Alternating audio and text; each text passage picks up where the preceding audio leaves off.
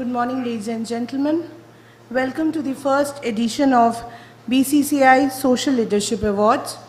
Without further ado, I would now request our dignitaries to be on the dais.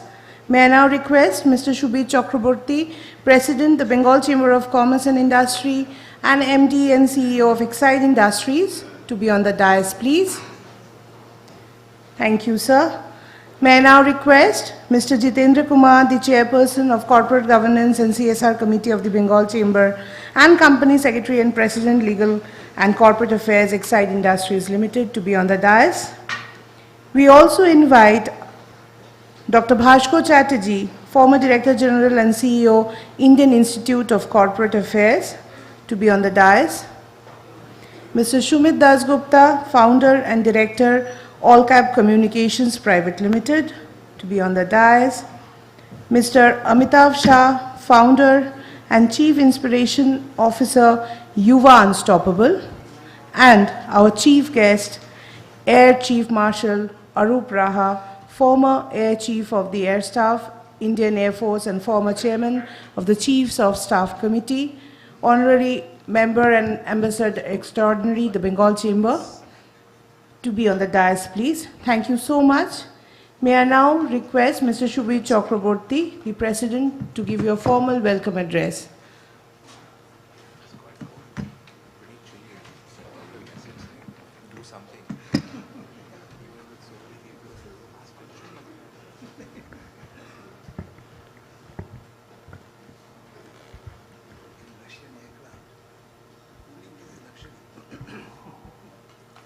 So good morning, ladies and gentlemen. It gives me immense pleasure to welcome you all at the first edition of the BCC&I Social Leadership Award 2022, organized by the CSR Committee of the Bengal Chamber. On behalf of the Chamber, it is my pleasure to welcome our Chief Guest, Air Chief Marshal Arup Raha, former Chief of Air Staff, Indian Air Force, and former Chairman of the Chiefs of Staff Committee, Honorable Member and Ambassador Extraordinary, the Bengal Chamber, and our esteemed panel of juries, Dr. Bhaskar Chatterjee, former Director General and CEO, Indian Institute of Corporate Affairs, Mr. Sumit Dasgupta, Founder and Director, All Cap Communications Private Limited, Mr. Amitav Shah, Founder and Chief Inspiration Officer, Yuva Unstoppable, and Mr. Sanjay Prasad, Executive Director, Mission of Mercy Hospital and Research Center, who are all with us here today. We are missing in our midst Dr. Kunal Basu, Professor, Syed Business School and Research Fellow, Templeton College, Oxford University, UK, who couldn't join us from Oxford. May I also welcome our panelists for today's morning session who have spared time from their busy schedules to be with us on a Saturday morning. Before I proceed further, I thought I should share some of my thoughts with you on corporate social responsibility and why this is important for us today as a society. You see, the basics of systems theory informs us that a system needs to be complete. So if you take something out from the system, you must replenish that system. It is only in that manner then the entire system becomes complete. Just to clarify my point, let me take the example of something with which we are all familiar with, which is the example of a family. So if in a family, the members only take out resources, conveniences from that unit and do not give back to the family breaks down. So we have to understand and appreciate that in our world today, we not only have to take out, but also to give back. When economic theory was invented, this was not predominant in our thinking. It talked about exploiting land, capital and labor to make profit. Mind the word, exploit. So it talked about a one-way process in which we took out things from the environment. It never talked about giving anything back. But after years of this so-called exploitation, we have now come to realize that if we do not give back to this earth, if we do not give back to the people who are working to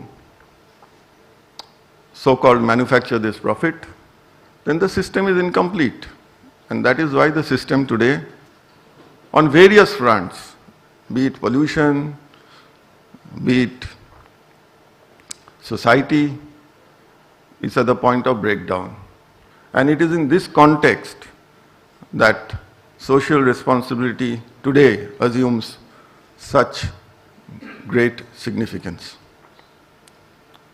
We have constituted the Bengal Chamber of Commerce and Industry Social Leadership Awards to recognize companies and NGOs that have made positive impact on society through their innovative and sustainable CSR initiatives. The award seeks to infuse excellence in CSR interventions undertaken by corporates and implementing bodies. BCC&I Social Leadership Award is, therefore, an approach to recognize the impact, innovation, usage of technology, gender equality, and environmental issues, sustainability and scalability of CSR initiatives. This is also to channelize CSR activities of corporates so that the benefits of their work reach the marginalized sections of society in remote areas of the country. We are happy to announce that along with our eminent panel of juries, we have Sattva Consulting as our knowledge partner. We have received a total of 54 applications, 37 NGOs and 17 corporates for social leadership awards in this first edition. I must thank the CSR committee of the Chamber for taking the initiative of organizing such a valuable and informative program. And I believe that for our invitees and delegates present here today, it would be time very well spent. Today, the committee will also announce a special initiative which we shall be taking forward in the coming months. Last but not the least, I welcome and thank all our partners and our friends from the media, without whose support it would not have been possible for us to organize an award program of this magnitude. Ladies and gentlemen, with these words, I welcome you all once again and wish all the participants all the best. Thank you.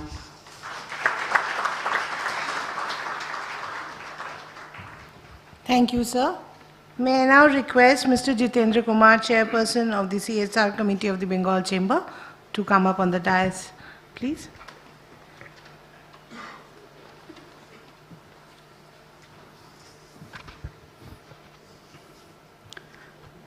Honorable President, Honorable Chief Guest, all our jury members, ladies and gentlemen, good morning. So let me just first give a broad perspective of this award. This process actually started few months back. We thought that probably in West Bengal there is not a proper structured way to recognize this social initiative or social recognition. So as part of the CSR committee member, we thought that let us start this particular initiative, and we started with forming of a small core group of 4 or 5 members, and then it started rolling out, starting from selection of the jury members. So we are very, very lucky that we have very strong jury members who are, I would say, domain expert with a kind of a very good repute standing in the market, so much of experience. So I mean, we are very thankful to have such a strong jury members among us. And with the recommendation of Mr. Bhaskar Chatterjee, we were struggling to find a good knowledge partner. So with his recommendation, I called up Aarti of Sattva, and within a span of, I think, 3-4 days, everything was sorted out, and Abhishek and Sattva's team came into the board. So from there, I think in last probably 1 or 2 months, the entire team of Sattva, the jury members, the core committee members, we worked tirelessly, And within such a short period of time, we got a good number of response. As President told, this is the unprecedented kind of response, which initially as a chairman, I could not envisage that there will be so much participation from the corporates as well as the NGOs. So thank you very much for all the stakeholders who are part of this journey, and you know, that is how we are today to see the final light of the day. So I just want to spend a few minutes on the process part, how it went through. So with this recommendation of and with the expertise of our jury members in Satwa, 40 odd questions were formed as part of the questionnaire of this particular. So this was distributed to all the NGOs, corporates, and divided into various categories. So once that was over, Bengal Chambers played a good role in collating all the information through a Google form, and it was handed over to Satwa, who did all kind of ranking based on the guidance and advice of the jury members. And there was a couple of round of lengthy discussion among the jury members, and with the guidance of Mr. Bhaskar Chatterjee, Amitabh Bhai, Sumita, and other jury members. So we spent 4 hours kind of continuous for 3-4 times. And finally, all the winners are there, whosoever is there, and by end of this event, probably we are going to announce, the winners. So that is how it is a completely impartial, transparent way of this judging this entire event. This being the first year, there were some flaws, some, I would say, it is not a perfect way of doing that. There are some delays on the part, but this is like a learning curve for all of us. As part of the CSR committee, as part of the entire stakeholders who are involved into that, there is ways to improve. And I'm sure that this being the annual event, we will do much better, much bigger, and in a much transparent manner from next year onwards. So thanks to each and every corporates, each and every NGOs who are part of this particular event. So hearty thanks from all the members from the corporate governance side. So before, I just want to spend a couple of minutes on this particular subject matter. So today, if you see, there are the global population has reached, or in fact exceeds $8 billion. 8 billion people as we have crossed, and this is going to further exceed and that, and at some point of time it is going to stabilize at 10 or 11 billion. Out of this, 80% of the total human populations lives in low and medium category, which means only 20% or less than 20% are on the higher category, countries or people, which means that there is a lot of scope for improvement as a human being. And out of 8 billion, 1.2 billion people are staying in multi-level, multi-dimensional poverty level. So this is the scope where, as a human being, we have to do something to improve the standard, to improving the condition of those people. So with this intent, I think the government of India in 2014, when they come with the CSR guidelines, CSR regulations, I think this is one of the backdrop of this entire objective to make some kind of a mandatory and regulating the entire CSR provision, by which the corporates and the NGOs, implementing agencies, they have to come and share the national, whatever the level of, it's not only the job of the government, it's about the sharing of whatever the expertise, the human capital, everything. It is about sharing those capital and making a partner to the government to see that all the needy people who are supposed to come under that bracket of $1.2 billion, they can be uplifted. So that was, I think, one of the basic reason, objective of Government of India to make mandatory. So in terms of statistic, if you see in the beginning, maybe in 2014-15, the total collection of CSR fund was about 14,500 crore, which in next 3, 4, 5 years, it has exceeded 25,000 crore. So that means the level of the contribution of all the corporates, it's growing day by day, and in next few years we will see much more capital contribution from all the corporates. But one interesting, fact, if you can see, out of those initial 14,500 crore, which came from the corporates, the PSU contributed 4,200 crore. And still today, if you see the contribution of the PSU remains the same. Whereas the contribution of the private place, it is more than double and is going to be tripled in next 1 or 2 years. So therefore, I think more and more corporates, earlier it was some kind of voluntary, some kind of hesitation from the corporates. They're basically saying, hum kyun aayenge? This is the job of the government to do this kind of job. But then they slowly realize, and not only that, the government also now make it mandatory to increase the spend. There is no way you can do away with that. 2% obligation is there, you have to spend it. So now willingly or unwillingly, now the companies are coming and contributing to the upliftment of those needy people. So this is how I think this is the way forward. This is a noble idea. I think India is the only country where CSR has become a mandatory through regulations. I think in most of the countries or all the countries, it is on a voluntary basis. But I think India is the only country, and with the kind of emerging countries which we are, probably India is categorized into that. I think corporate has to come forward and do the needful for upliftment of the society and the people. So with this, I think I will just try to end it. But one more initiative which I thought that as a CSR committee, which we have taken recently. So just as a backdrop of that, particularly in this part of the country, or the eastern part, or Calcutta, I would say particularly. So there are a lot of corporates who want to do some kind of initiative, some kind of undertake the projects. But we are not very, like for example, I want to do a certain project in 24 North Parganas, or in Malda town, or in Bhubaneswar, or in Jharkhand. But I don't have the list of NGOs, the expertise who can implement that project. So similarly, from vice versa, if any NGOs, implementing agencies, have some very good ideas, but they need fund. So they don't have the full, I would say, kind of a platform where they can look at the corporates, they can approach.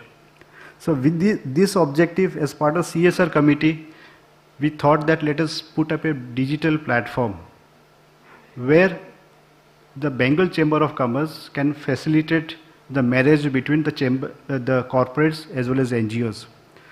So with the idea of our mentor, Mr. Ravindra Chamaria, and the team led by Mr. Anindo, so we have now developed a digital platform. Through that portal, all corporates, all NGOs can register themselves. Bengal Chambers will do some kind of ref check, due diligence part of that before coming to this particular platform. And at the click of the button, all NGOs will be able to know which are the corporates, which are the expertise, what are the relevant details, and they can approach. Similarly, corporate also want to do any kind of implement any project anywhere. At least initially we are starting with this eastern side, then we go pan-India basis. But with this click of a button, they will able to see which are the implementing agencies, which are their expert areas, contact details, so that they can directly approach all those NGOs and then take it forward. So this is the idea which we thought that as a chambers, which can sustainably we cannot carry forward with that.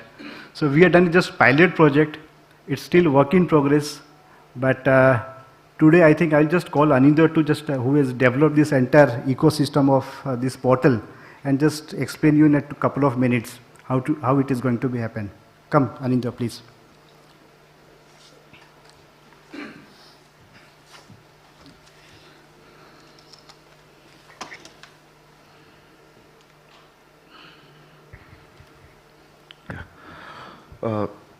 Thank you, everybody. Thank you, JK sir. If you can project the screen, please.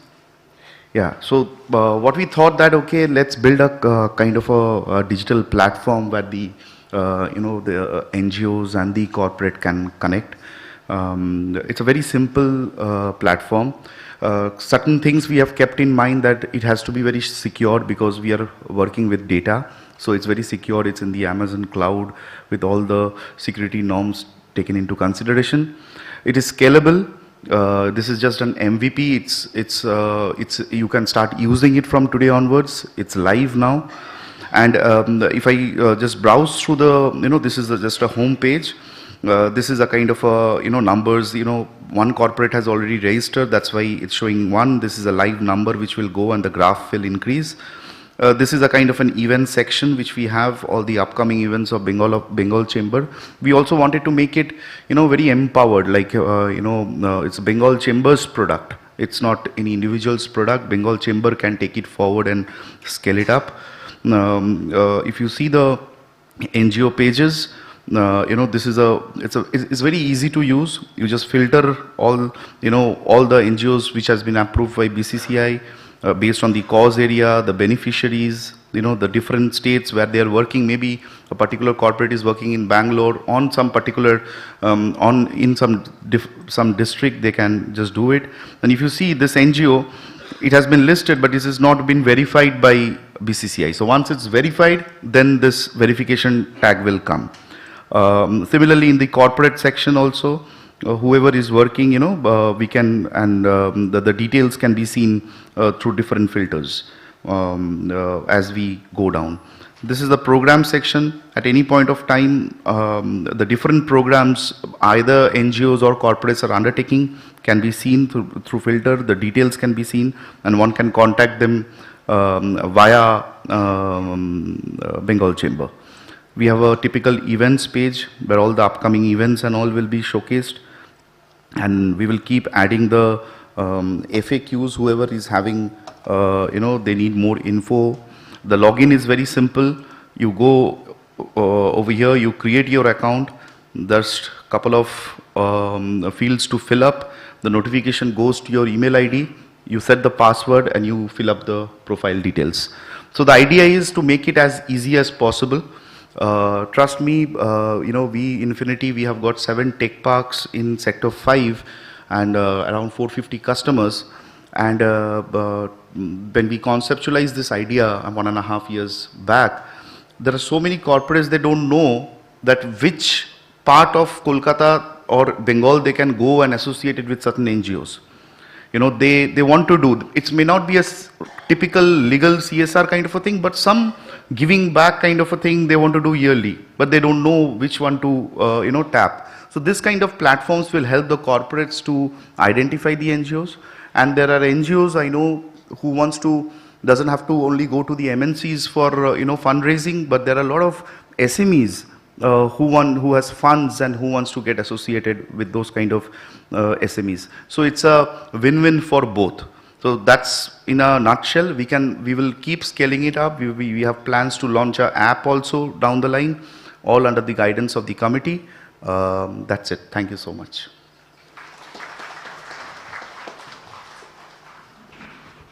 So thank you, Anindo. So this is initiative which is, I would say, though portal is ready, but probably will take another 1 or 2 months to perfect that. And then we'll reach out to all those corporates, member of Bengal Chambers, non-members of the Bengal Chambers, all NGOs. They can come, they can register here, and then probably we can go it forward. So thank you. Over to you, Sukanya.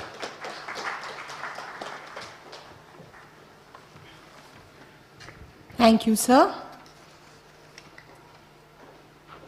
May I now request the chief guest of our today's program, Air Marshal Arup Raha, former Chief of Air Staff, Indian Air Force, and former Chairman of the Chief of Staff's Committee, to please come up and deliver his address, sir.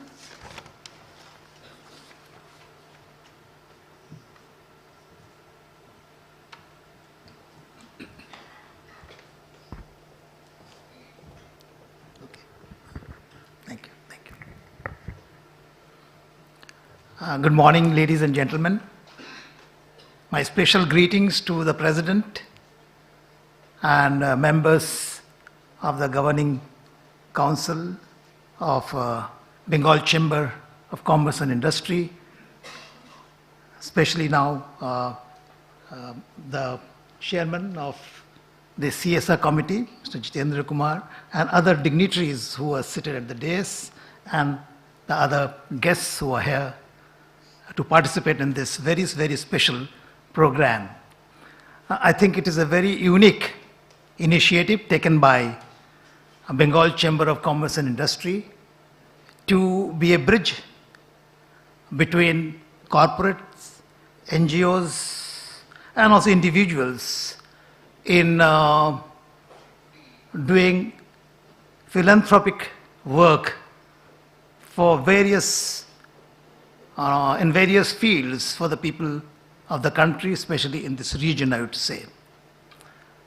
You know, we all know that a chain is as strong as its weakest link. And if you take our society or the nation, India, as a long chain, there are many, many weak links.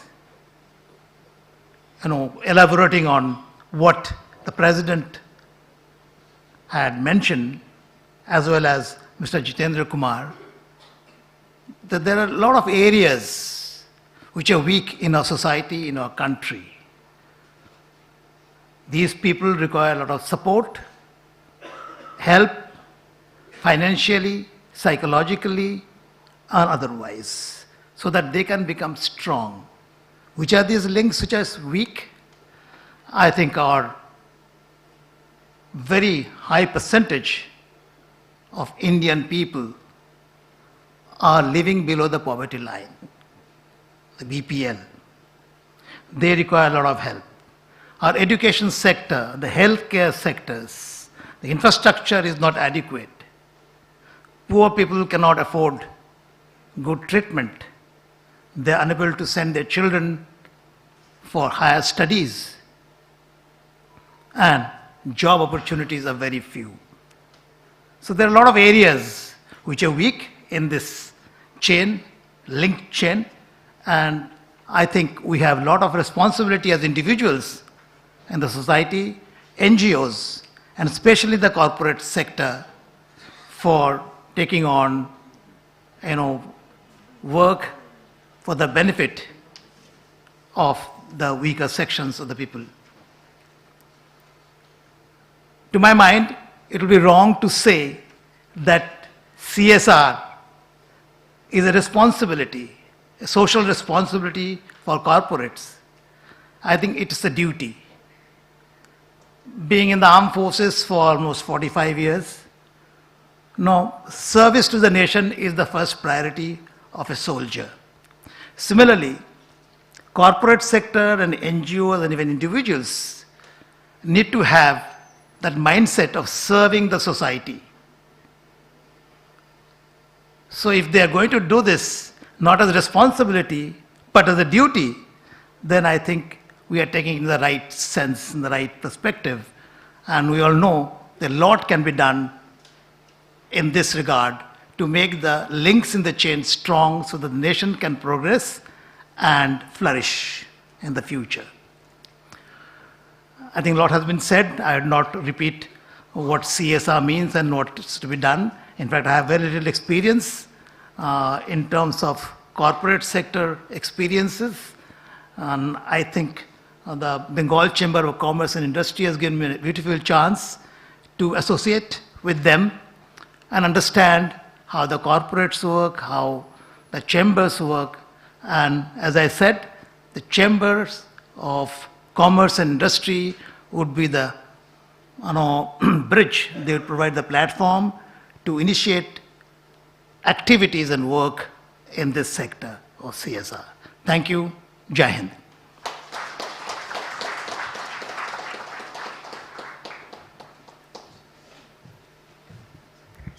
Thank you so much, sir, for your inspiring words, as always.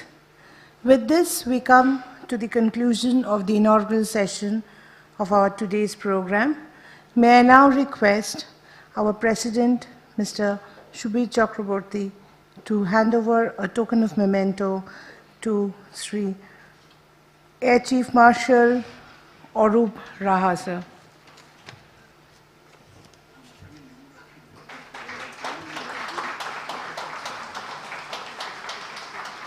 As mentioned, I am a member of this Chamber of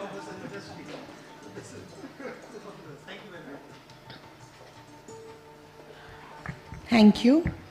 We will now move to the panel discussion on evolving landscape of CSR in India, and would now request our dignitaries on dais to take your seats.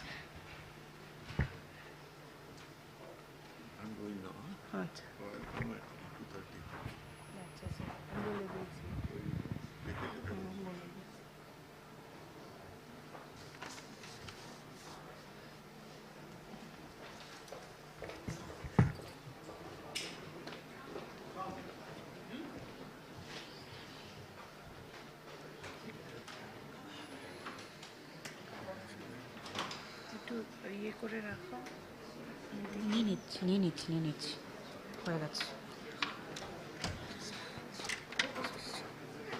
আর আমার charger আছে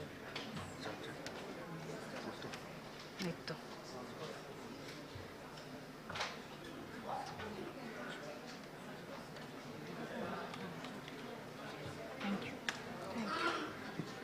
Ladies and gentlemen, we'll just take a minute for the changeover. Request for your kind patience, please.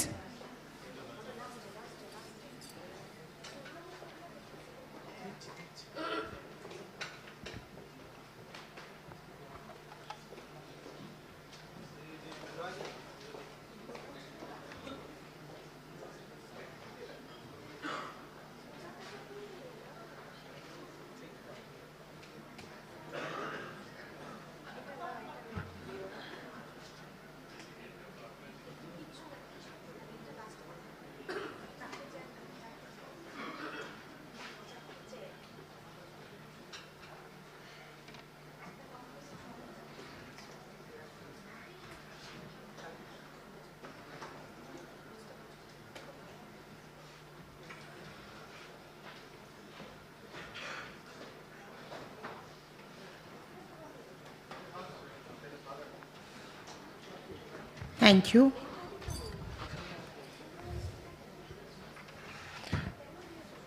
Ladies and gentlemen, welcome to the first panel discussion of our today's program, Evolving Landscape of CSR in India. We are delighted to introduce the moderator of this session, Mr. Amitav Shah. He is the founder and Chief Inspiration Officer, Yuva Unstoppable.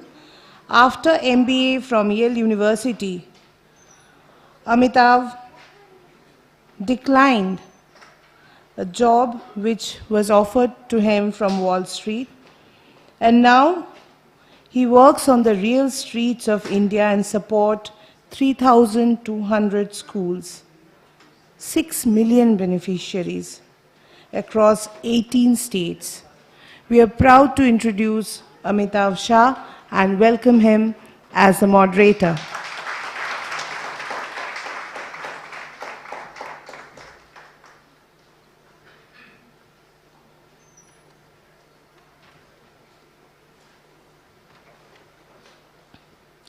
We would now like to invite Mr. Sumit Dasgupta.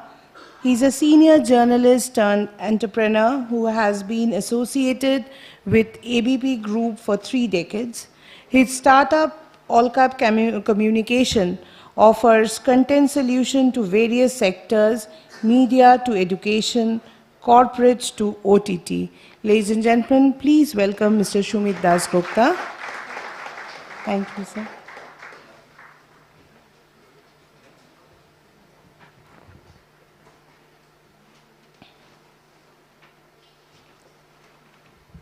Thank you.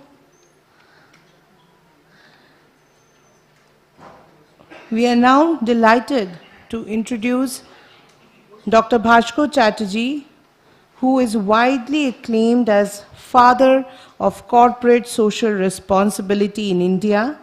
He was instrumental in framing and issuing the CSR guidelines for public sector enterprises in April 2010. Thereafter, he played a major role in inclusion of Section 135 in the Companies Act of 2013 and in the framing of the rules thereafter. We welcome Dr. Bhaskar Chatterjee, former Director General and CEO, Indian Institute of Corporate Affairs. Thank you, sir.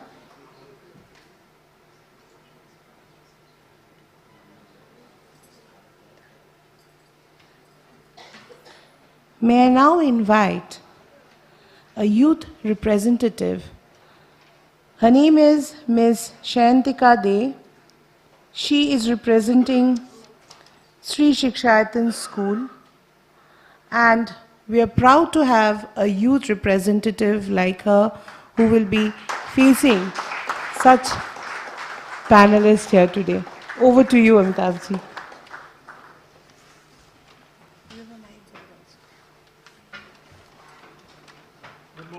Good morning, everybody. Sabse pehle to for all the young people in the audience, the students, I think there should be a very big round of applause for all the young guys who are here.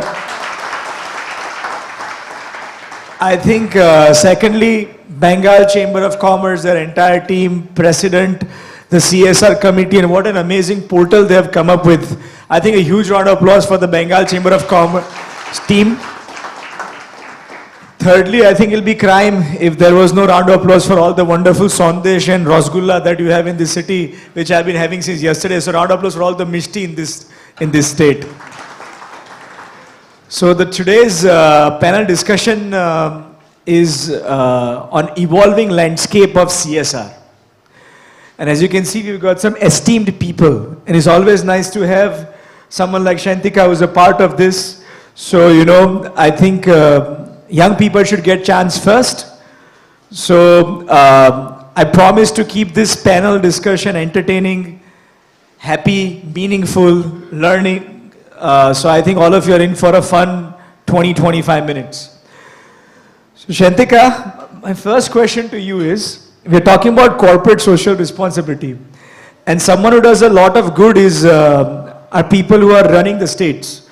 So if you were made the chief minister for a day, what is one thing you would change first? Good morning, one and all present here.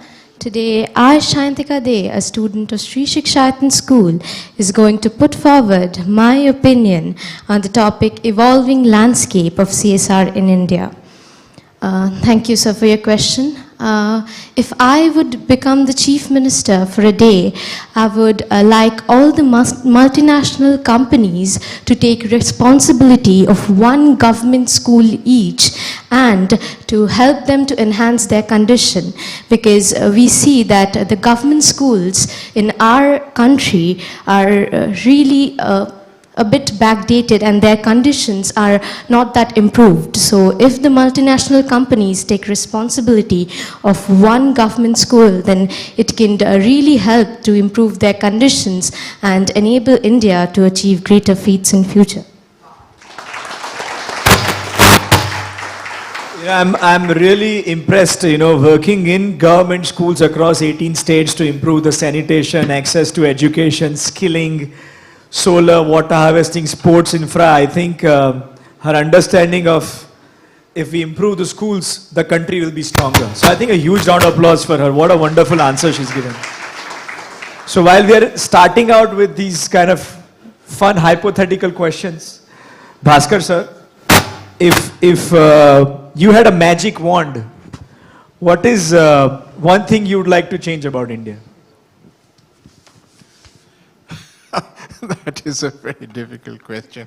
If I had a magic wand, I'd root out corruption across the whole space.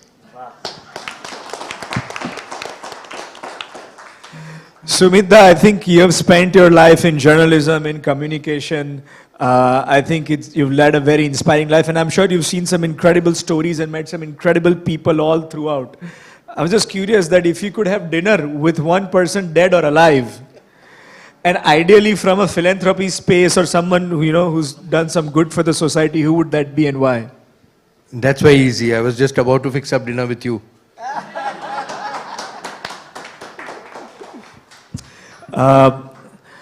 Thank you. Bhaskar sir, I want to kick off a slightly more, you know, serious part of the conversation with you, that since 2014, as Jitendra Bhai also mentioned, the increase in CSR commitment of the corporates has gone up, manyfold. How do you see the board playing a role in it? How do you see them being more involved in the monitoring parts of it, the impact parts of it, the sustainability parts of it? Do you think that it's just a tick box still, or it is people are really getting their hands dirty? A good and very thought-provoking question. And let me take you to the rationale as to why we made CSR, the very raison d'etre as to why it is here. One of the more famous strategy aphorisms is this one. We brought CSR from the back room to the boardroom. The reason was that, generally speaking, pre-2014, CSR was an intermittent activity, mostly carried on by family members of the organization, not strategic CSR in any sense of the term, very informal, more philanthropic than real CSR.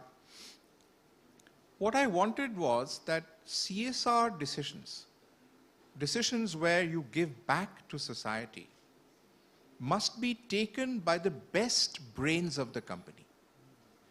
They must be taken at the very highest levels of the company.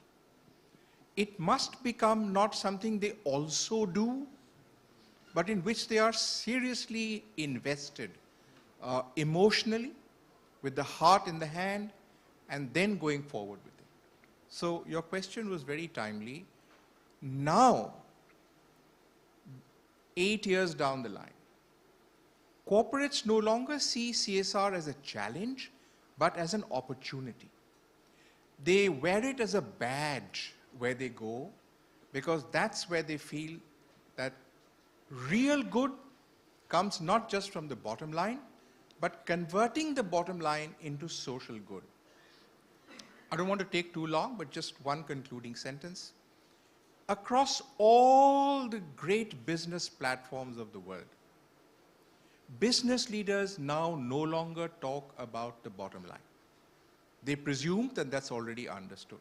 So whether it's Davos, or whether it's New York, or whether it's blah, blah, blah, the moment a business leader stands up, it's about ESG, about social good, about what they do for society, and what they are as a responsible business. That's what they talk about. And I think that's the greatest contribution we could have made. I think a fantastic answer, and thank you for bringing it from the back room to the boardrooms. And he's absolutely right. I mean, no matter where we go, I was with Bill Gates 3 weeks ago for 2 days, and they had called about 15 leaders from all over the world to discuss on ESGs, SDGs, and the entire conversation was that how can we make it a more sustainable planet, right? And there are many corporate leaders and nobody spoke of their bottom line, sir. So I think we are lucky that the whole world is moving in that direction. So Minda, sometimes what happens in CSR, we keep hearing a lot of these numbers, 10 million beneficiaries, attendance went up by 30%, learning outcomes went up by 20%, all these numbers we keep hearing. In the middle of the numbers, we forget the stories. How should one communicate the work they're doing in a way which inspires others to participate? Absolutely. That, for me, is one of the key areas that needs to evolve. I think there is still a lot of confusion about how much to say, how much is too much, how little is too little.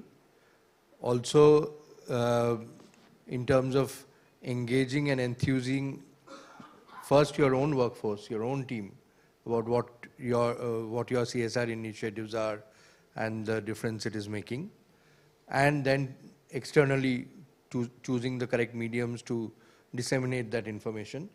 That is still a bit of a gray area where people are trying to find their way around it. And my simple thing is, again, one knows that the toughest thing is often to keep it simple. But for this, actually, if the thing comes down to compelling stories of human interest, told in a sincere and simple manner, I think that's all that is required. It does require skill to do it, but ultimately, as Dr. Chatterjee was saying, it needs the people who are actually running the company to be emotionally invested in it, to then be in a position to frame that story and maybe hand it over to professionals and experts. But the initial inputs have to come straight from their heart, saying that this is why we started it, this is the impact it is having, and as you said, beyond cold numbers, this is the person whose life has changed and how. So ultimately, it is all about storytelling with the human being at the core. If we get distracted by jargon or lost in numbers, then often, even if very good work is being done, it does not have the kind of impact that it should. I think a huge round of applause for him. I think storytelling with human being at the heart. So one of the greatest storytellers, sir, that we had when you gave this answer, it came to me, was Dr. APJ Abdul Kalam. And not only was he a legendary teacher, president, scientist, all these things, but he was wonderful at telling stories. And he kind of was mentoring Yuva and Stoppel for almost 5 years. And once then I went and asked him and said, sir, I think just like Swantika, I had, bright eyes and hope for a wonderful future. I said, sir, desh badalna hai. And I thought that when I would ask that question, he would say, you need to improve health, you need to improve education, you need to improve R&D, you need to improve infrastructure. But he said, घर जाके अपनी माँ को smile कराओ. मैंने बोला, sir, मेरी माँ smile करेगी तो देश कैसे बदलेगा? So he said, if your mother smiles first, who will smile? I said, of course, my father. Varna to. So if your parents are smiling, I said, me and my brother. If the family is smiling, the society, Kolkata, West Bengal, and the whole country. So he said, it's very important to make your mother smile. And he said it in such a beautiful way. We made a small video of it. And we decided to run a campaign all over the country where we would get students to write down stories of what they did. Someone said, I make dhokla for her, it was very bad, but she ate it. Someone said, I brought a dress for her, which was twice her size, but she kept it. She's like, ye to main wapas nahi dungi. Someone said, maine mummy ke pair daba ke diye. Kisi ne poetry likhi. And Dr. Kalam would come and spend time with 50 of these mothers and the children who had written these stories twice a year. So I think because he was able to put it in a beautiful story in a simplistic way, we were able to get almost 500,000 children and mothers involved in this campaign. So I think communication plays a huge role. And even I think Subirji spoke about family. So, no matter how much incredible work you do, please make sure that you make your mom smile. Swantika, I'm just curious. You are such a bright, talented person. The answer you gave, I'm still blown away that, because you brought some points also, but you gave from the heart. So I'm just curious that how did you get all these good values? Was it because of your mother? Yes, of course. First, I would like to thank my mom. First of all, I would like to thank my mom. She's sitting right there in the audience. I'm very grateful for her. And also to my school, my teachers, who have always helped me to inculcate these moral values within me. Because my school has always made an effort to stand beside the people who are in need in the society. They have come up with various activities which help the society. For example, every month our school, Sri Shikshayatan, donates approximately 150 kilograms of masoor dal to Society 5O Thakurpukur as a part of their midday meal projects. Not only this, Sri Shikshayatan School has also collaborated with the Rotary Club of Kolkata for multiple projects. Some of these are water vessel, Hara Yatra, adult literacy, and many more. These projects not only help to stand beside the people, unprivileged people, to build up their confidence and self-esteem, but it also inculcates moral value within the students of Sri Shikshayatan School to face challenges in life and future with a positive approach. Amazing. Kudos to your school as well. Thank you. Bhaskar sir, a question comes to me just given your vast field of experience, especially in this space. If you could, enlighten the audience maybe with 2 specific examples of excellent CSR initiatives, which you thought, were very well crafted, scalable, sustainable, so that others, corporates here can also get better ideas. Okay, straight off, let me start with an example which I myself am doing. We have something called the Swasth Gaon Abhiyan. And what we try to do is, we try to improve the capacity of district hospitals to cater to rural patients in their area of operations. And you were talking about the heart and this great heart-warming stories. So this is a story I thought I'll tell, very brief. Of course, Sumit would then make it into a more corporate this thing. I went to Chitradurga, heart of Karnataka, and we talked to the chief medical officer of that district hospital. And I said, me and my team from Vedanta, we've arrived here and we'd like to ask you, in your hospital, what is it that you would want to do but cannot do? He had his whole team sitting with him and he said, you know, Dr. Chatterjee, the government is doing so much for health today. That was a heartwarming experience. I didn't expect them to say the government is doing so much because in actual terms they are. So he said, I don't really know what I need. I said, really? That's strange. I thought you would come up with a wish list of all the things you wanted to do. So he said, no, but let's move to the hospital. And we went to this hospital, a very large campus. And he said straight out, let's meet the superintendent of the hospital. Because he's the one who literally runs it. He knows what the problem is. And when I asked the superintendent what we could do, he didn't even pause or blink. He said, you know, sir, a really felt need that we have is this. Mothers, young mothers come in from many of the rural areas around Chitradurga town. They come, they deliver. After delivery, we put the child in the incubator. Now suddenly the mother is for us a problem because the bed has to go to the next mother. And this mother then is just moved out and we don't know where she goes. She's literally on the street because coming from a rural area, practically no one has come with her. Husbands often don't come, their mother-in-laws don't come. They're alone from a small village to this town. They don't know where to go. They're on the street. So I said, okay, what's the solution? And he said, sir, can you build us a postnatal ward where we retain the mother and then we release out of the hospital a healthy mother and a healthy child together? And I said, wow, that's terrific. Can I do this? He said, yes, we already have one floor of a building. Build us the second floor and make it into a postnatal ward. So I get the opportunity to address a real need, do something really heartwarming, and make something out of it. You asked for two examples, so one more very quick example. One of the really great parts about CSR is about schools and is about schools in deeply remote areas. How to improve their excellence, how to deliver to the poorest of the poor students. And the Tata Group, very well known for their CSR activity, has taken up this mission schooling, which they've done in the state of Odisha. You know that most of their mining is done in the really remote tribal areas.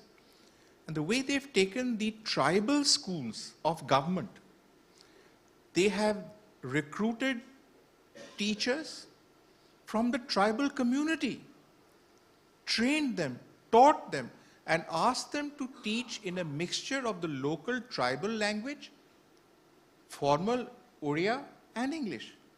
So they had a teacher training program.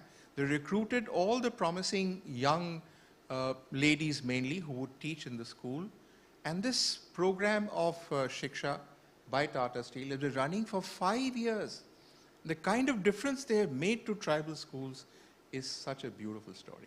Thank you. I think there were so many gems of wisdom in both the examples. I think kudos to Medanta and Tata for doing these amazing programs.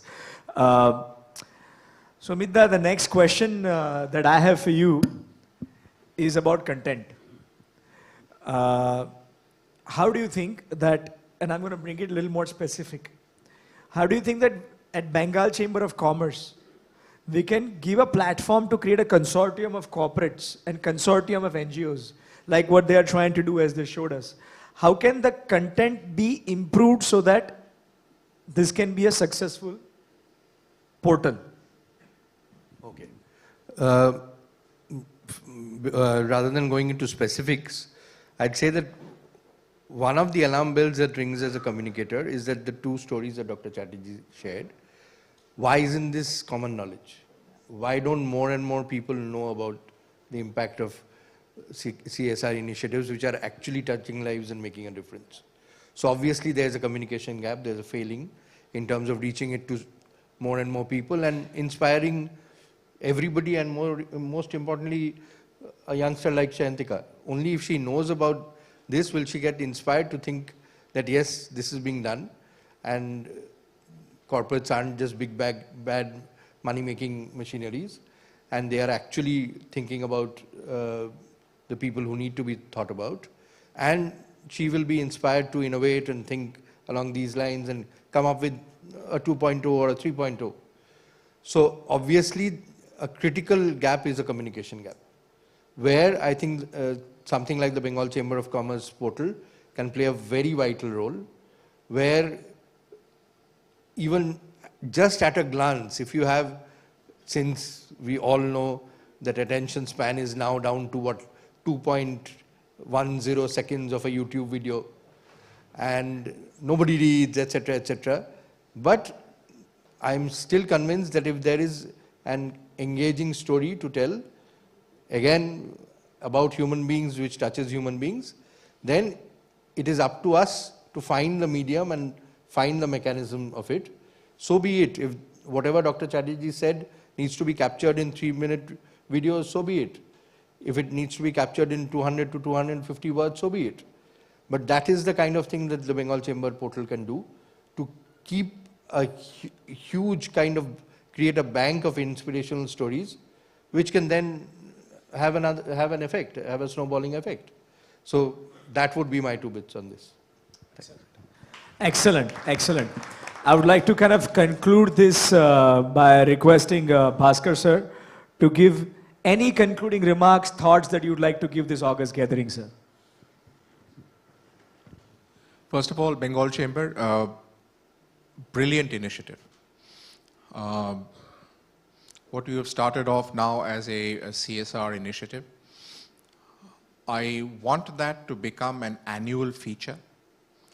I want it over time to become, I think, the flagship CSR event of the year. I mean, maybe I'm thinking across the space, but if you can think and make that vision, that end of the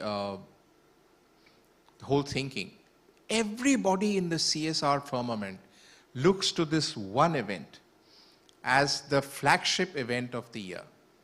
And we can do that. It's a small beginning which you have started, but it's good to dream big, like our former president always did. And if that doesn't happen, we'll get nowhere. So we made a great start.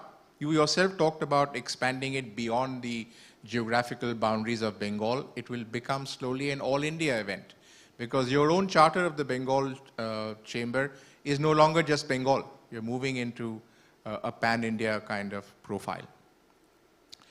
As to the portal, it's a brilliant idea to have short write-ups, short videos, which reflect stories like the one I told you, and a million other stories there are across the board.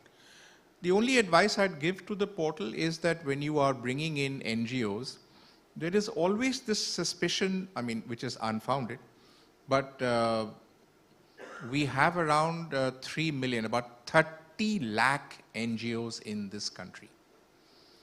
And corporates typically have what you might call a suspicion around NGOs. They're here today, gone tomorrow, don't know what to do, how to select the right partner. So one of the things that the Ministry of Corporate Affairs has done is that today no NGO can undertake any CSR activity of any kind unless they are registered with the Ministry of Corporate Affairs, with what is known as CSR1 form. And you get a CSR1 number, an identity. If you don't have it, you cannot do CSR. No corporate can engage you. So one of the things you can do is that if an NGO is going to come on board in your empaneled NGOs list, they must have the CSR1 number. If they don't have it, don't bring it on board. That will save you also the problem of doing the due diligence on your own. If government has already done it for you, it is completely authenticated. You don't have to ask for, documentation and stuff and bear the responsibility. So that would be a suggestion for you. Thanks. Thank you. Huge round of applause for this wonderful panel. And I think while we have all of them here, I think we should at least get 2 or 3 questions. So if anyone has any questions, it would be awesome. Yes, ma'am, in the back. Please, yeah, there's a mic. Yeah.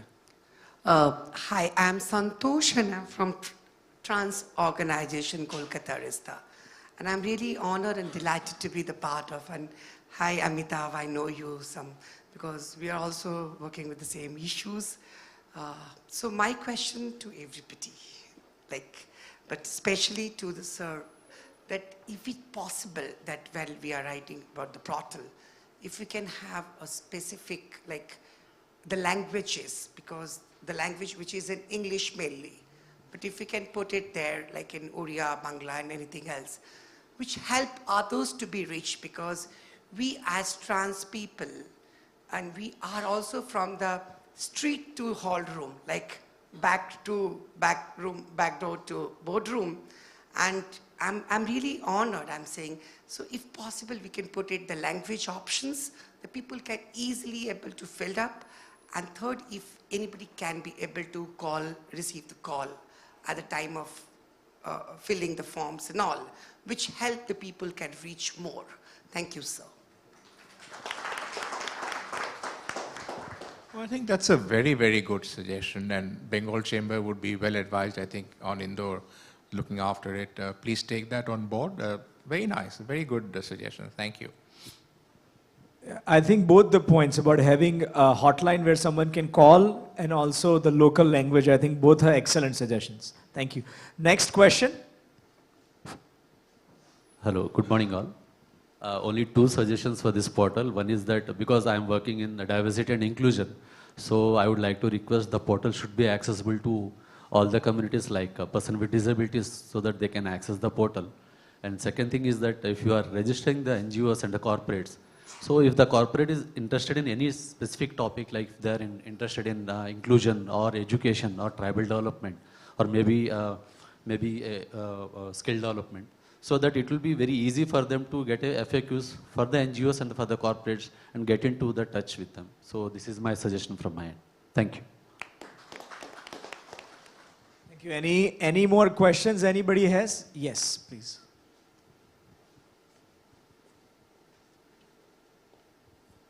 Hello, my name is Shibani. I represent an organization named Calcutta Rescue. Well, my question is to both Mr. Shah and Mr. Dasgupta. You all were speaking about how important storytelling or qualitative aspect of affecting a beneficiary is important. But I have a question. Now, I would rather term it as corporatization of NGOs, because with the social rate of investment coming in, the social stock exchange, which is soon going to be in place, and more donors are asking for very metric-focused outcomes. So isn't there a mismatch in, NGOs are focusing just to report to the donors in terms of numbers. So numbers becomes very important. But again, as you said, storytelling is a very important part. So there's a mismatch, I think, between the expectation of the donor and what the NGO is trying to deliver. Sure, that's a good question. I think actually there is not a mismatch, there is a beautiful balance. So, look, it's extremely important to tell good stories of 1 or 2 people. Let's say a corporate is helping, let's say, 5 million children by giving them better bathrooms, for example. I think it's very important to tell stories of 2 or 3 girls whose who started coming back to school, whose attendance improved, who started doing good in their school, who ended up being maybe a doctor because the bathrooms were there. The parents also kind of came to see, अच्छा bathrooms हो गए तुम्हारी बेटियों को हम school में वापस भेज सकते हैं. Even the teachers, because of the bathrooms, their inspiration went up. I think 2 or 3 stories is important, but it doesn't take away the importance. The NGOs also have to take upon themselves is to put in proper processes, controls, provide impact-oriented outcomes. What is the point of doing anything which is not going to give some result? So I think both are important. Tell good stories, yes, so that the corporate, the NGO, everybody else can be motivated, but at the same time, focusing on matrix is important. Narayan Murthy used to say that, in God I trust, for everything else I need data. And I'd like to end with just one thing. So yesterday we had Ernst & Young does internal audit for UA, and they were presenting to the board, and my team kept saying, sir, if you put in so many controls, what happens to our speed? But it was nicely put together. If there's more controls, you'll actually speed up even more. If everybody has clear-cut what they are supposed to do in terms of matrix and numbers, the KRAs are clear, the formats are clear of what they need to fill to report, things will happen in a better way. So NGOs need to look at this in a positive fashion. कि सब लोग और अच्छे से काम कर पाएंगे और impact दिखा पाएंगे. Yes, we can take one last one. Exactly. Just to add to what Amitabh is saying, I don't think it's a this or that scenario. It has to be a this and that scenario. So it has to be a combination of both. I'll just end with one last remark. This is corporatization of NGOs, but equally NGOization of corporates.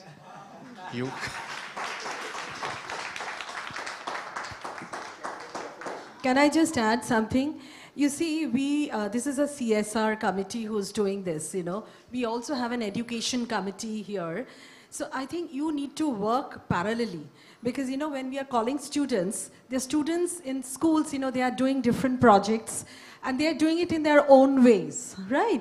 But this needs to go out. So in your portal also, I think it should be part of the education committee also. Because you see, from the education committee, does it go to the corporates? All the people who are sitting here, has been part of education someday. So if you really want to do things, you have to start at the ground level. Otherwise, this is not going to reach. So this is very important, I feel. When we've called students here, only 2 schools are representing today, right? But there are multiple schools. How do they work? So that information needs to percolate down. She has already mentioned about 1 or 2 projects, but there are multiple projects that, as I know because she's from the same school, but we are doing so many projects. But then how do we reach out to many more people? And we also need to know, who are these people who can help, who can fund? Because as a school or as an organization, we can do only a little bit. So that is very important. This is a good point. Also it's important to kind of encourage the schools, support them with time, talent, and treasure, because then more children like her will be doing more activities, and those values of compassion will come at a younger age and will be much better for them as a human being and the country. So I think that's a suggestion and a feedback well taken. Arindo, maybe you can have something to do with encouraging the local schools also, and not just the NGOs, and have some kind of a connect, maybe between all 3 as well. Thank you so much. Thank you. I think it was a wonderful session, and we would like to congratulate Shayantika for such a wonderful representation, and a round of applause to her. Sitting beside such eminent panelists takes a lot of courage. Congratulations to you. I would now request my colleagues, we are going to present a small memento to our esteemed panelist here. May I request the chairman of the committee, Mr. Jitendra Kumar, to be on the dais, please. I would just, one second, just go for good storytelling, the introduction and the conclusion should be connected. So I think that we should all hope that Shantika goes on to become Chief Minister. Dr. Chatterjee does get his magic wand, and I can convince Amitabh to have dinner with me.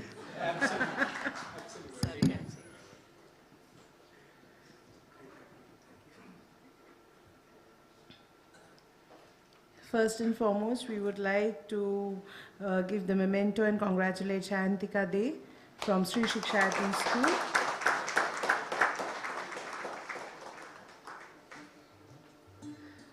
to Dr. Bhashko Chatterjee.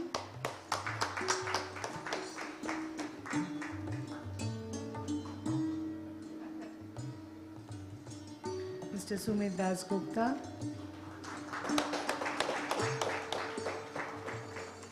And to our excellent moderator, Mr. Amitav Shah.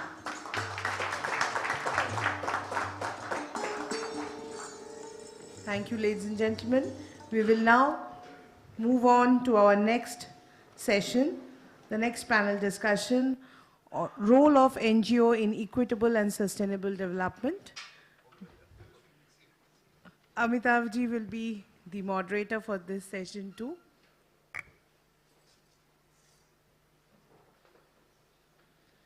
I would request 1 minute of your time for the changeover.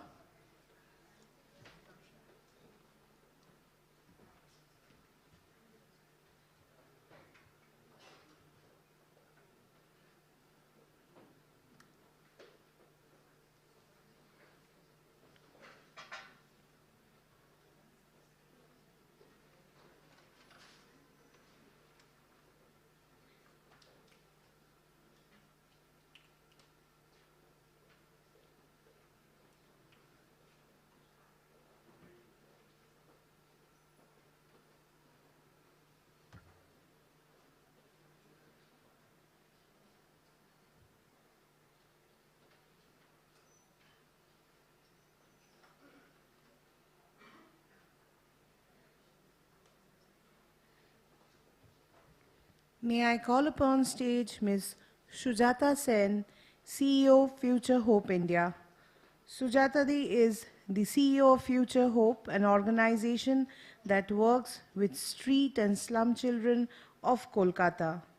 Future Hope has 6 homes for children, an English medium CBSE accredited free school in Kolkata, a skills training center in Barakpur, and they are developing a new project of homes and a bigger school coming up in Rajarhat.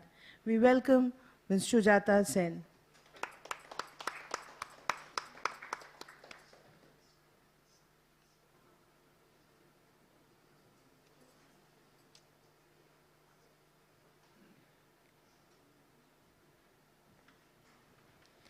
May I now invite Professor Joydeep Mojumdar, Executive Director, Vidyasagar School of Social Work.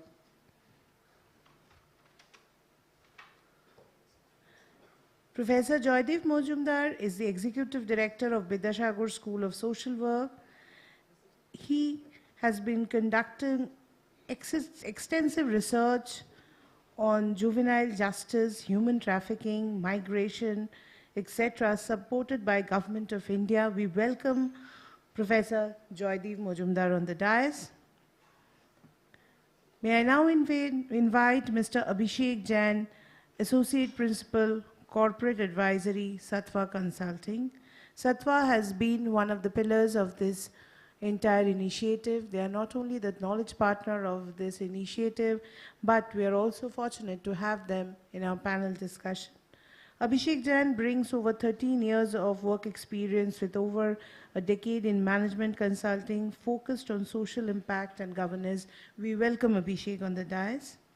Last but not at all the least, we would like to invite our youth representative, Ms. Suhani Sugla from La Martiniere for Girls.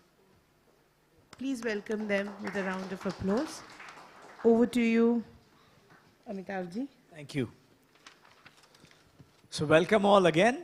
A round of applause again for our wonderful panelists. So role of NGOs in a sustainable and an equitable development is the question for the panel today. This morning I was having an excellent cup of black coffee, and overseeing the balcony I saw about 2,000 different cemeteries, if not more.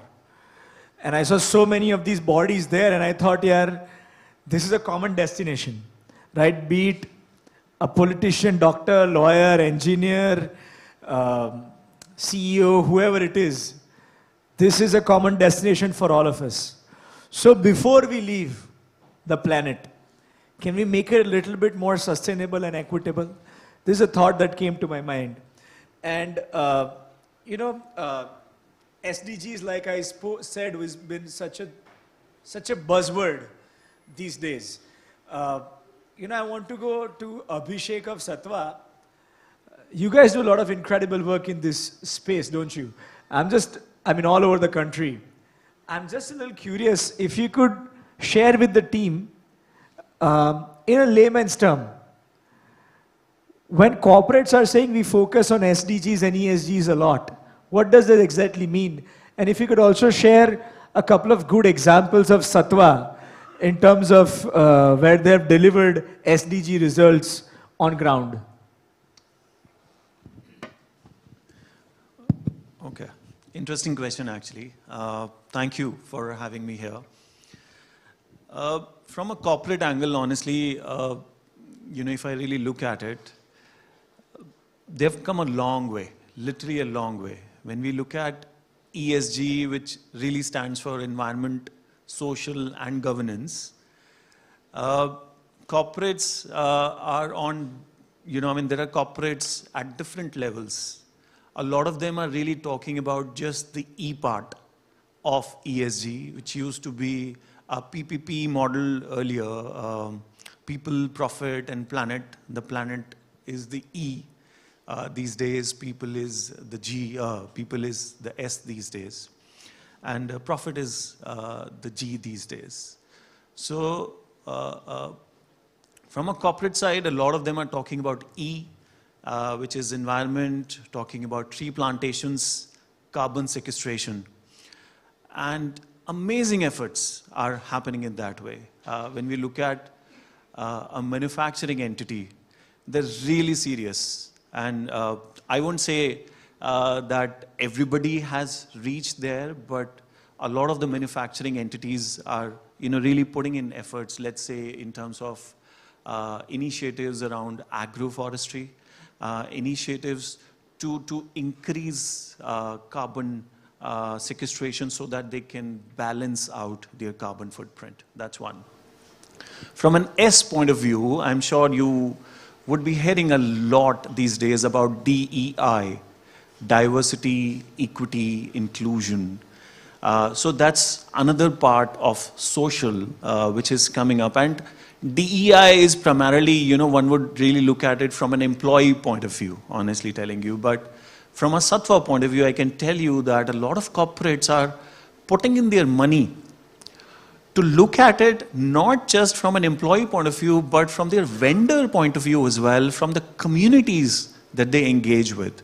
There's a very recent initiative that Satwa is working with a very large corporate where they have come up with an ask to curate an accelerator / a startup model which can add diversity to their vendor database. We were literally flabbergasted when they came up with this ask that, normally corporate would really ask for that, we want DEI from an employee point of view. Then there are corporates, coming up with asks that we want diversity in the communities that we are working with. Whether it is, normally most of the initiatives are being driven, let's say, around a broad community level, farmer communities or households and everything. But now initiatives are being, pinpointed, focused around, let's say, children, victims, vulnerable groups. That DEI is really coming into the picture. I'll stop there, Amitabh, to give more space to the other panelists, but I'm happy to have more conversations around this topic. It's very close to my heart. And corporates are really putting in their, money around this ESG phase. Thank you for invoking DEI. Definitely, that is the third word that we all keep hearing. I think we had someone from that space as well who made a comment. Yeah. Suhani, so I was a little curious about, what are you doing to make it a more sustainable and an equitable place for all of us to live? Any noble activities that you are doing and any thoughts you have for young people, what they can do? Thank you, sir, for your question. So I'm also the founder of a non-profit organization named Euphoria. It is obviously a small-scale organization founded just by me. And I take upon donation drives, and I plan on conducting cleanup drives, women empowerment campaigns every 2 to 3 months. So last year around Christmas, I've been in a privileged background, so I've always had the opportunity to go for carnivals, to enjoy good food, to celebrate with family and friends. On the other hand, there are so many children who have no idea what a celebration looks like. So last year, I organized a mini carnival for them in collaboration with another organization named Karma Kutir, where we packed gift hampers and we played good music. We spent quality time with the underprivileged children, and I feel if every individual gives back to society in their own possible way, it's going to make a drastic impact. Excellent. Excellent. I think we're talking about a lot of people joining NGO. She already started her own. It makes us all euphoric. Congratulations on the great work. A big round of applause for her. Professor, you've worked for a major part of your life to make children more safe and secure in this country. I'm just curious that do you see hope? Do you see a light at the end of the tunnel? Are you seeing that there's a lot more policies in place for more for around child safety and security these days? Amitav, yeah, I'm working mainly in the areas of child safeguarding. And my experience is a little bit limited to mainly the evaluation, assessment kind of activities. What I personally feel that I am just sharing one story. This state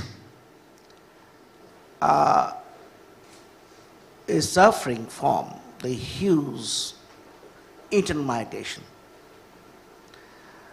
The children who are there in Kerala, there are so many Bengali-speaking children.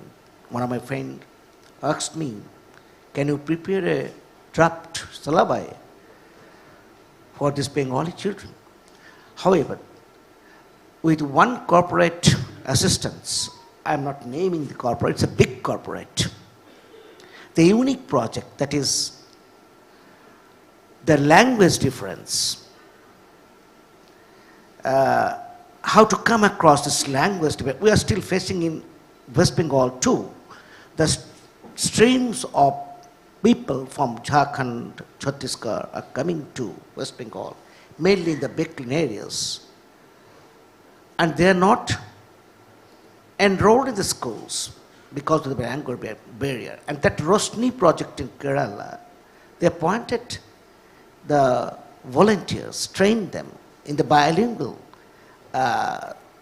issues, which is there in the Right to Education Act, but unfortunately that's not being implemented. That's an unique experiment that they are doing. As about the other issues like the child safety, child safeguarding, I'm not sure if the corporates are in Kolkata right now, one big corporate, and they are participating in today's discussion. They're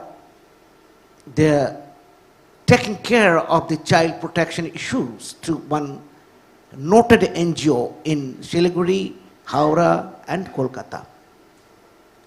What are they doing? They're ensuring the 1,000 days in the first 1,000 days in one's life. This is very important. It includes the mother's education, health and nutrition education, immunization, etc. But at the same time, ensuring the protection rights. So again, I am not naming the corporate, but playing a great role in reaching out to the 17,000 to 20,000 street-connected children in 2018 and 19. I was given the responsibility of enumeration of the state-connected state children or the state-connected children in 4 metropolis in West Bengal, and Kolkata recorded it's little more than 17,000. So that way I think the corporate are doing a great job in that. But there are many things to do. If I find opportunities, I'll definitely share.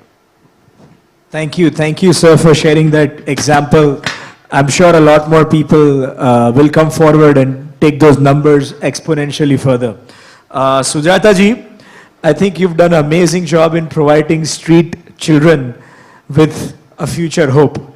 And I'm just curious if you could tell us maybe a couple of instances where some of these children actually ended up doing something very meaningful in their life and now in turn are also helping others maybe. Thank you, Amitabh-ji. I have many, many stories. I spend most of my time with these children, and I love it. So you wanted 2 stories? I can give you actually a few thousand, but let me give you 2. One of them is the director of a Japanese bank, and he shuttles between Tokyo and London, and he has a house in London. And now he's responsible for the whole of Europe for that bank. And he's from the street of Calcutta. And he gives back regularly. He has a standing order donation for our organization, and he's there all the time. He feels that he's part of the big family who helped him reach where he is. Another boy, and I'll give you examples of girls too, if you give me time. There are many, many stories. As you said, stories are important. Another boy is a cybersecurity engineer in a major French company based in Bombay. And he doesn't even have any family, mother or father, anybody that he can remember. We picked him up from Howrah station. He was thrown away.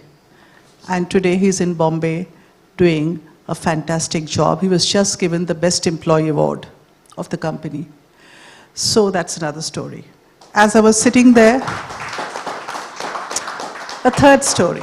As I was sitting there, sorry, then I'll stop. And I got this message from one of our alumni. He says, "Ma'am, I've become a father." I couldn't take the call because it was a serious panel discussion going on. But he wrote to say, "Ma'am, I want to share the information that I've become a father." 3 years ago, he was a total alcoholic. He was working in a major IT company. I will not reveal the name, but it's a global, one of the biggest IT companies in the world. And he was and he is from the street of Calcutta. He is what do you say, a data analyst and something else, very, very highly technical terms for his designation. 3 years ago, he was total alcoholic because that's what he saw in his neighborhood. Alcoholism, rampant. Drug abuse and alcoholism is rampant in Calcutta, as it is in many places. But we have real stories and understanding of what's going on. So we put him in a rehab, and he was there for 8 months. And he actually reformed, and he's joined his organization back, and we kept in touch with the organization saying this is his progress from alcoholism. And the HR kept him on, not with a salary, but saying, okay, we may consider you joining back. He joined back 2 years ago in his company. Today he has a salary of 1,50,000 in that company and has just been given a promotion. He got married and he's rented a flat in Picnic Garden where he has kept 24 of his family members. So this is the way that you wanted stories. I've given you 3. Sorry, I'll stop there. Sujata ji, we really enjoyed those 3. Wish you could go on for another hour and we would still enjoy these incredible stories, masterpieces, I would say. And I'm sure that they will in turn help so many other people. Abhishek, I want to kind of come back to you. And, you know, we've got a young person on the panel, you being quite young. I'm probably the youngest person on this panel by far. But, you know, we keep hearing about these startups and unicorns and the Indian growth story. So with the Paytms and the Zerodas and the Zomatos of the world, I think there's now 150 unicorns now. So with Nikhil Kamath, the Kamath brothers of Zeroda, I have started something called the Young India Philanthropy Pledge, where basically we've got people below the age of 45 who are 100 million in net worth to pledge 25% of their wealth to charity. And we kind of did this informally with the Honorable President of India. I'm glad that Jitendra Kumar sir also joined and represented Exide in that UA Unstoppable Consortium that we took to meet Kovindji. And we got about 12 people to pledge 25%. They can give on education, health, sanitation, whatever comes to their heart. And I am glad to share with all of you that Satwa played a big role in helping us define the first project. And that is about 105 schools that we are doing in Karnataka, in north, south, east, west part of Karnataka, where we are doing skilling, training, sanitation, digitization of schools, capacity building of teachers, and creating a model in such a way that many more other partners can join and help scale that up. And even education and health ministers, not just of Karnataka, but across the country, can come and look at those models. So, I would be a little more curious to know the way you helped YIPP do it. And I'm happy to share that Bill Gates has joined that program as well and partnered with us in that. How you helped them do it? How, if you can give us, maybe a couple of ways how Satwa helps corporates meet their ESG goals. Okay. Another interesting question. Okay, can I take a step back, Amitabh here, because, looking at, the topic of our discussion today is about the role of an NGO also, and Bhaskar sir very beautifully said that it's not the corporatization of the NGOs, it's the NGOization of the corporates as well. And I like having conversations with people, and I was having this conversation with one of the corporates. And we were, trying to discuss why work with an NGO, do we really need NGOs in the system or not? And that conversation, we kind of concluded that NGOs have two key roles, in that conversation. I mean, there are multiple roles that NGOs kind of, perform.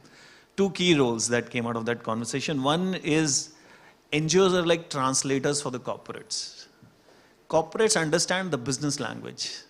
They don't understand the development language.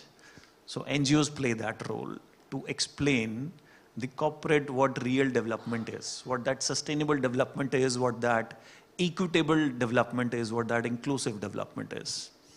Second, NGOs are their extended hand.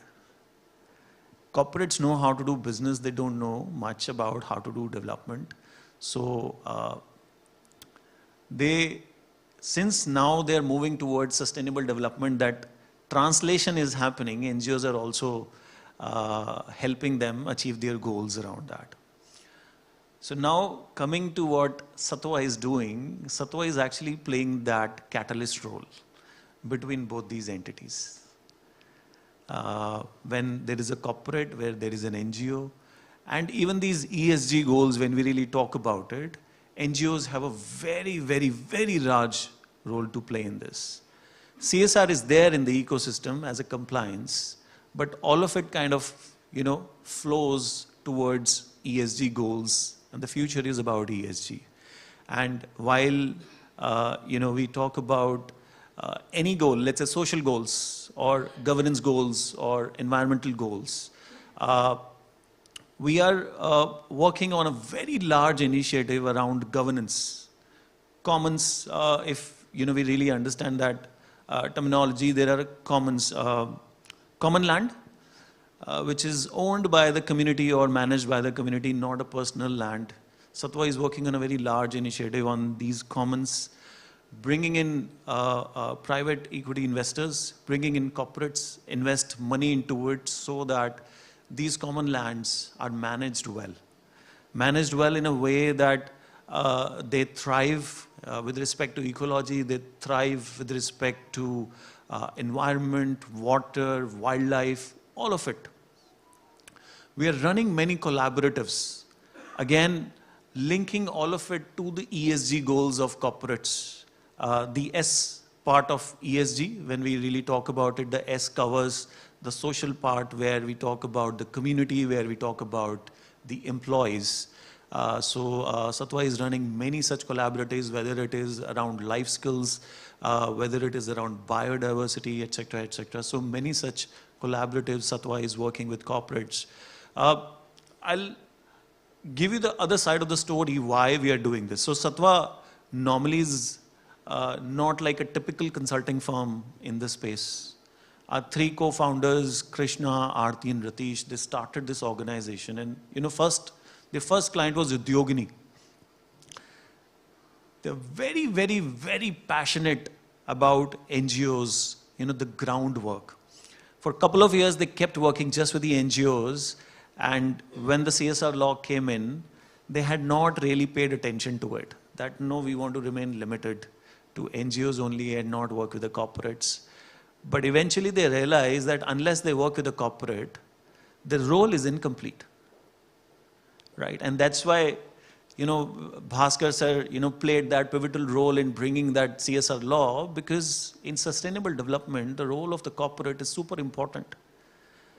And an organization like a Satwa becomes, an anchor or a catalyst or an enabler to make both the parties talk to each other, understand each other, and work together towards that sustainable and equitable development. Thank you. Thank you. Thank you, Abhishek. Suhani, I want to ask you a question, but this has to be like a rapid fire, okay? So one advice to all the young students here so that they can also make a difference. What are the different ways? So I feel that in the coming up generation, students are now so busy with their own lives and are becoming more self-centered day by day. We tend to forget that it is important to give back to society, and being privileged enough, I feel that we should share our privilege with the ones who don't have it yet. So I feel conducting donation drives, taking up women empowerment campaigns, coming from good institutions, we can do little jobs like helping the children in our community with education. So by doing these little things, I feel we can make a great impact. Yeah, I think small acts with great love can go a long way. Thank you. Professor, again, a rapid fire question for you is that, we've of course heard of Kailash Satyarthi ji, who's been kind of this landmark figure for India in the child safety space. Who has been the most inspiring for you personally in the space that you have worked in, who you felt made a tremendous impact? I'm an ardent follower of Jayaprakash Narayan. But before that, I'd like to mention one thing, that is, as said, the corporatization of NGOs and NGOization of corporates. Okay, but Abhishek also said that the corporate people, they do understand business and they need to depend on the NGOs for the implementation. What I personally feel that it's not the compartmentalized approach. I know many corporate people, they do have a great understanding on the social, economic and environmental dynamics. Yeah. So it is not that abdication of responsibility. It is the complementarity. It is the partnership with the NGOs. What I personally believe, that excellence, yeah, many of you are excellent people, many of you are doing excellent jobs, excellent organizations, but this excellence is not the destination. It's a journey towards social equity, equitable development, sustainable development, bridging the gap between the poor and the rich. And I also request many good people, many important people are here. That is the need assessment, because I have some experiences of working mainly in the evaluating, mainly in the assessing, impact assessment. What I've seen, that, okay, the area around, that's okay, but the need assessment is very important. Where are you reaching to? Who are your target groups? Are you reaching to the tribal schools?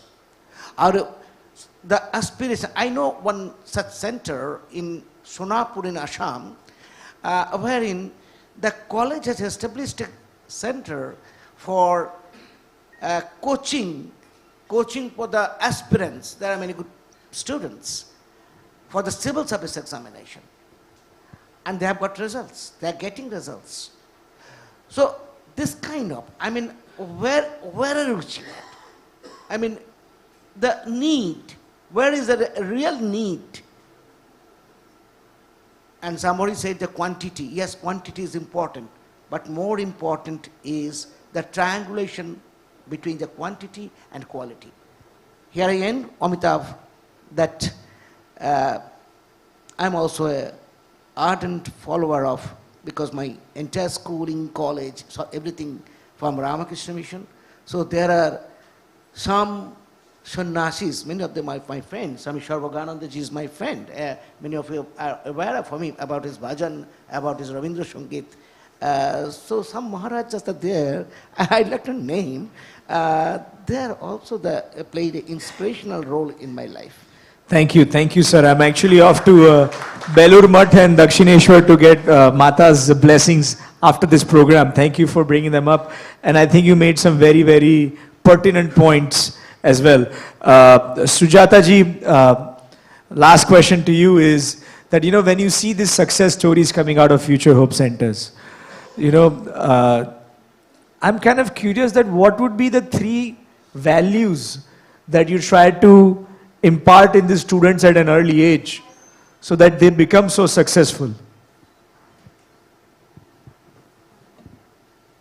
Thank you, Amitav.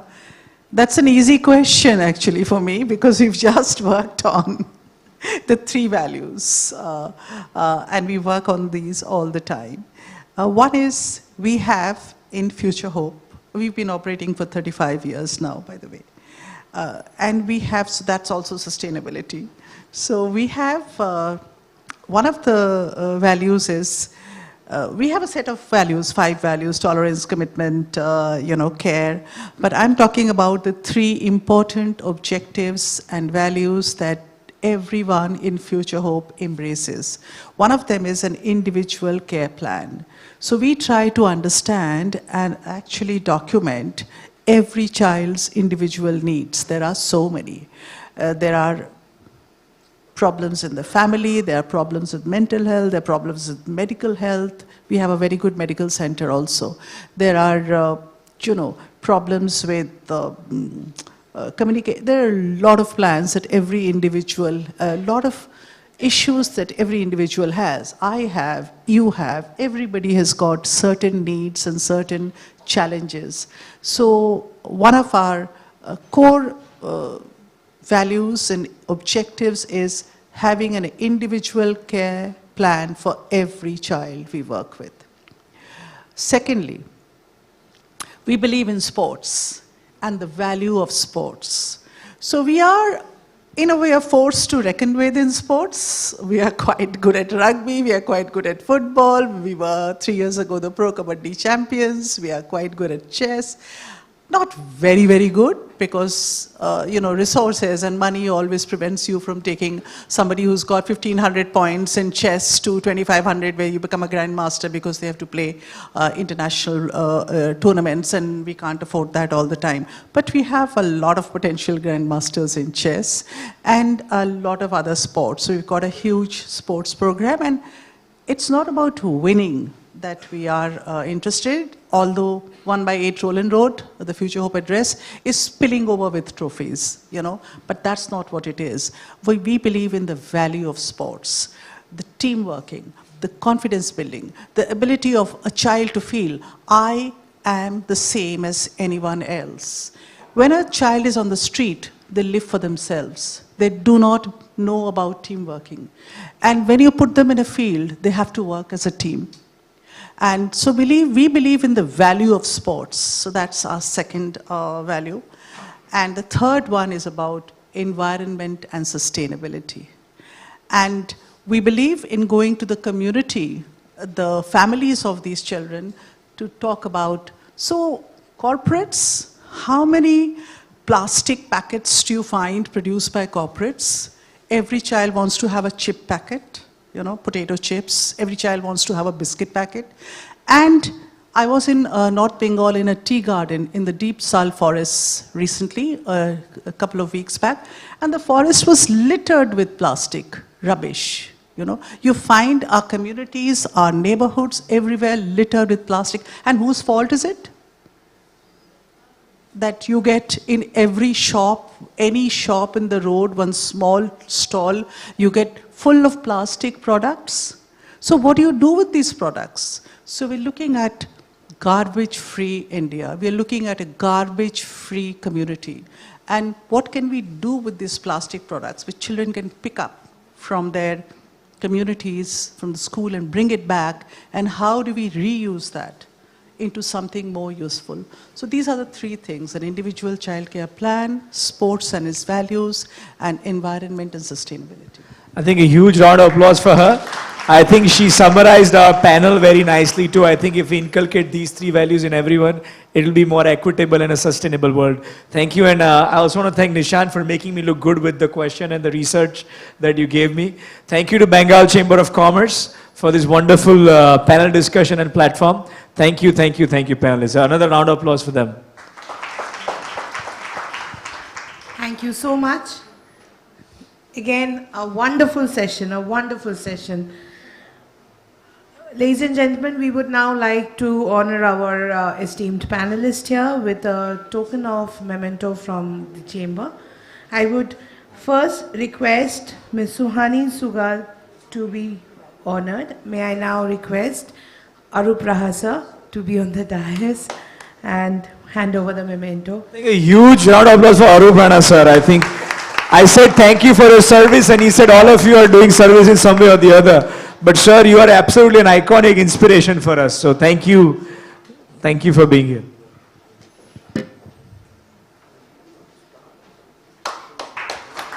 Thank you, sir.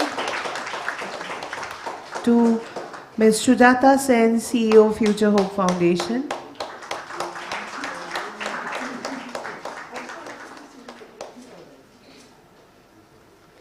Professor Joydev Majumdar.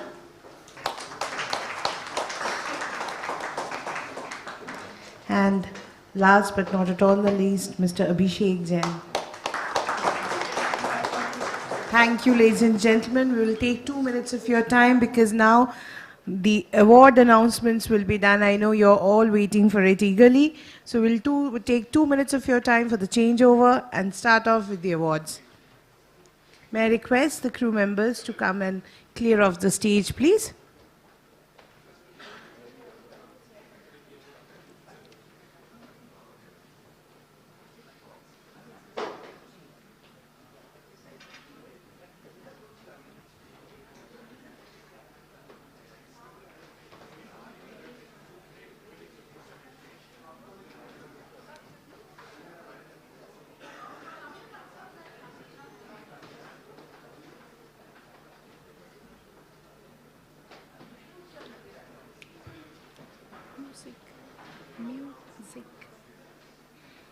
I will request my AV people to please create the ambience of an award. It's an award ceremony now. Can I have the lights dimmed, please?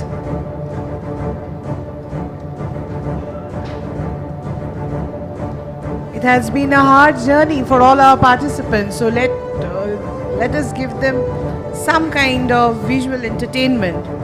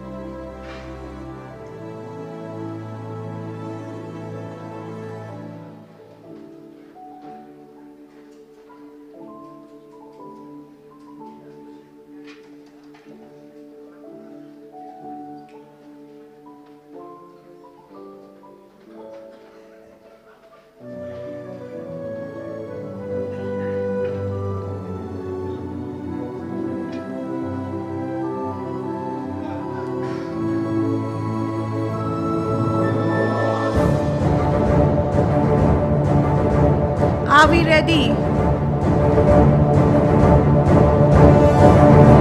Ladies and gentlemen, before we start announcing the awards, we would like to give you a good round of applause from the Bengal Chamber team to all the participants for their fantastic presentations and participating for the first time in the Social Leadership Award. A round of applause to all the participants here. Thank you so much. With this, we are starting off with the announcements of the awards. We will first go with the NGO categories and then the corporate. I would request Mr. Jitendra Kumar, the chairman of our CSR committee, to be on the dais along with Arup Rahasa to give away the awards. May I now have you on the dais?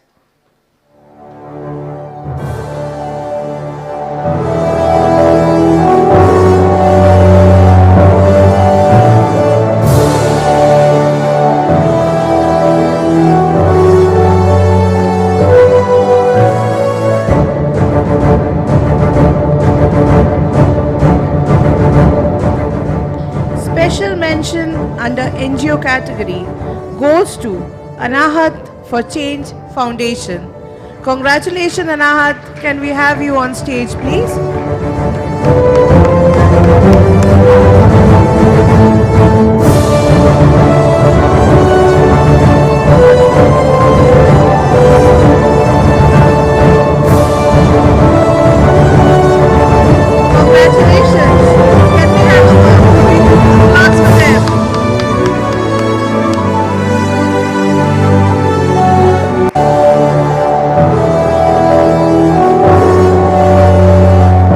Thank you so much. Thank you, sir. We would like you to take your seats now. For the next category, may I invite Mr. Sumit Das Gupta and Mr. Amitav Shah on the dais, please.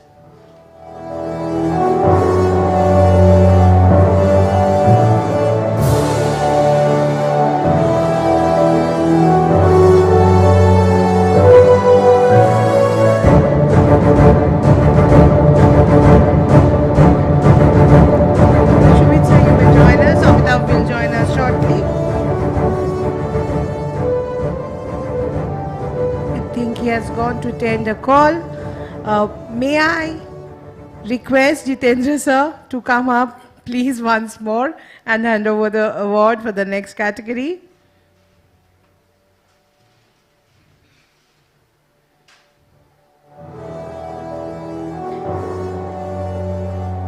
Thank you, sir. The next category is winner under education, NGO category winner for education, Parivar Education Society. Congratulations. Thank you for the phenomenal work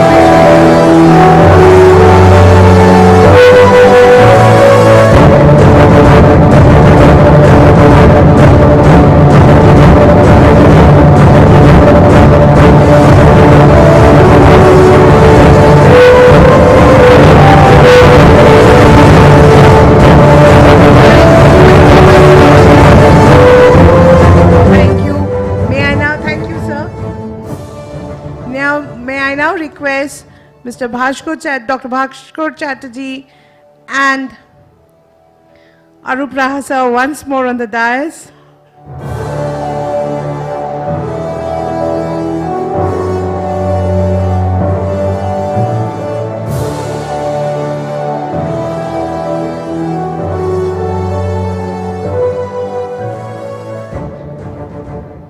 Service to the differently abled. Winner under NGO category goes to Youth for Jobs Foundation. Congratulations.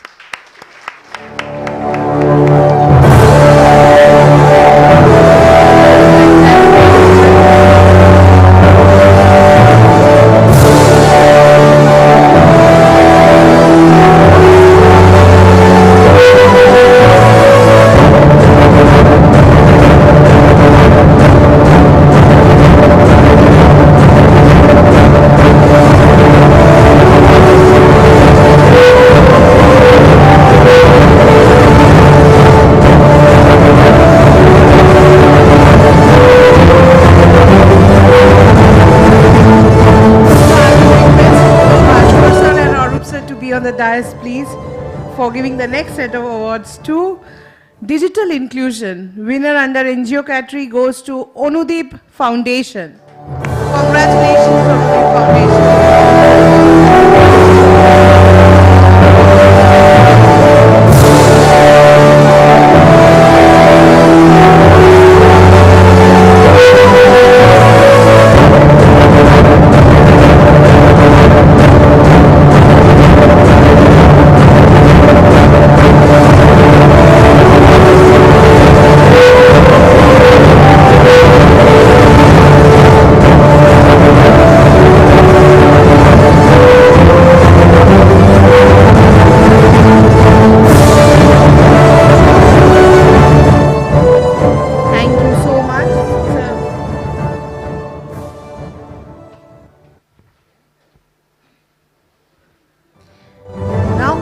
Corporate category. May I request Mr. Sumit Dasgupta to be on the dais to hand over the award. And I would also like to request Mr. Abhishek Jain from Sattva Consulting to be on the dais, please.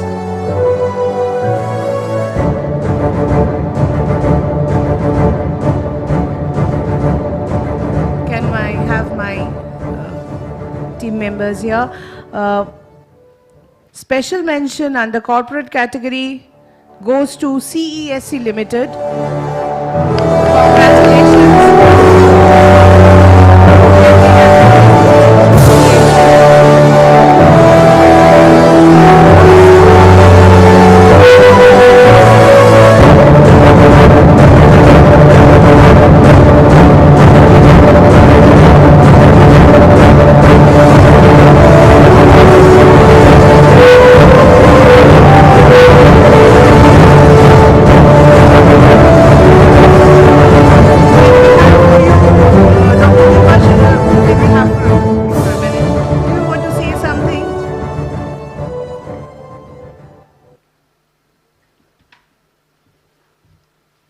Thank you, Shukonna, for giving me this opportunity to say something.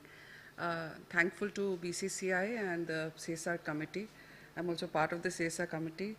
It is a wonderful opportunity for us to showcase the work that we do and to get recognized for it. Thank you, members of the jury, for recognizing our work. Thank you so much. Thank you so much. May I now request ACM Sri Arup Raha sir, Amitav ji, Jitendra sir, all to come up on the dais. You please be here, and of course, Dr. Chatterjee.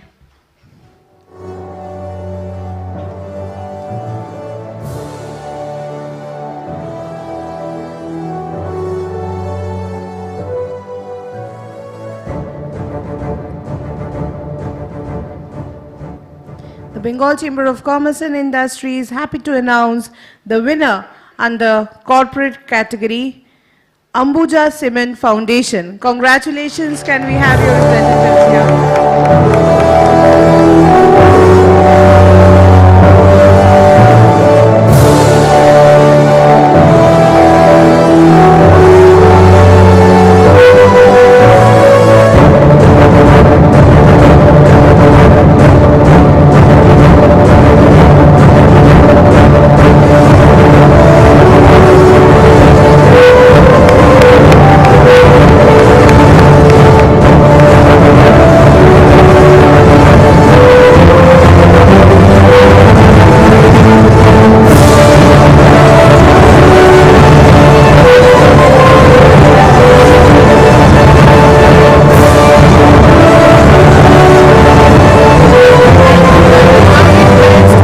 Representatives of all the winners to please come up on the stage for a photo opportunity.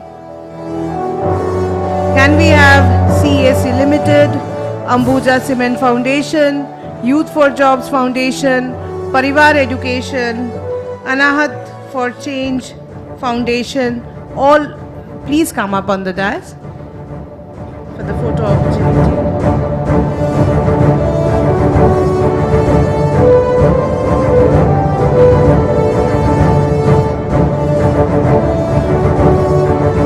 Before we finally conclude, I would request my crew member to please bring some microphones here so that we can hear the experiences from the winners and give them the opportunity to speak for a few minutes. Can I have the mics, please? I need 2 to 3 mics. Thank you. First of all, congratulations to all the winners here and of course to all the participants also. Thank you for encouraging us. We would like to announce that all the participants will be given a special certificate for participation which can be collected from Bengal Chamber Secretariat. I would now request a representative from Anahat Foundation for Change Foundation to say a few words. Thank you so much for having us here. We are the co-founders of Anahat for Change Foundation. My name is Purvi. We have Namrata as well over here. We're a fairly young NGO. We're working to empower young girls and women all over India with focus on West Bengal. This is a huge, huge motivation for us. While filling the application, we were nowhere, we were nowhere even close to hoping that we would, get some kind of a recognition. But this is huge for our very small team who works day and night to make an impact in the areas that we're working. So thank you so much for recognizing us. I think steps like this is going to motivate a lot of us to do a lot more in this sector. So thank you. Thank you so much. Thank you so much. May I now request a representative from Parivar Education Society to say a few words? Good morning, ladies and gentlemen. I am the Chief Coordinator of Parivar Bengal, and Parivar is working in Bengal as well as in Madhya Pradesh.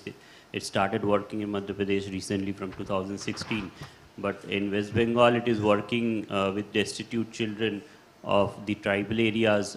We are bringing those children to our residential campus in the outskirts of West Bengal in Bakrahat, where we have a residential setup for the girls as well as for the boys.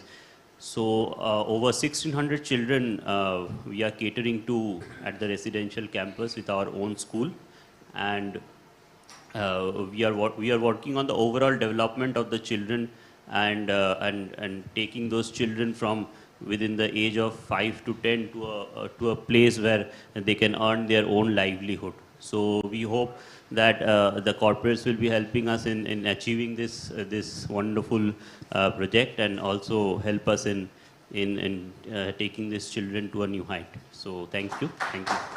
Thank you so much. Youth for Jobs Foundation.